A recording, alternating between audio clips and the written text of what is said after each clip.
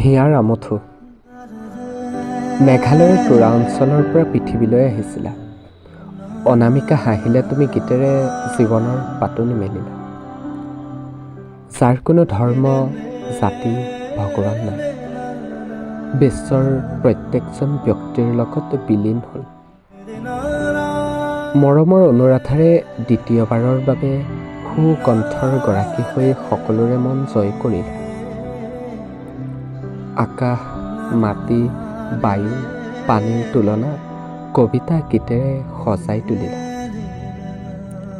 খেতিয়কৰ পৰা আৰম্ভ কৰি চহকীজনলৈ সকলোৰে হৃদয়ৰ মাজত বাস কৰিলা।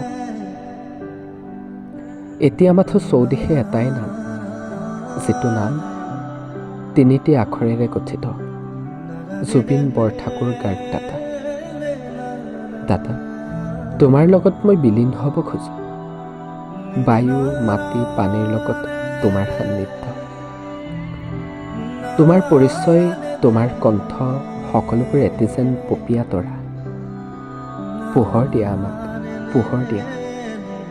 আমি তোমাৰ পোহৰ লৈ জীৱন ৰচিম, আৰু আমি একেলগে সকলোৱে চিঞৰি গাম, একেখন নাৱৰে যাত্ৰী আমি, একেখন নাৱৰে যাত্ৰী।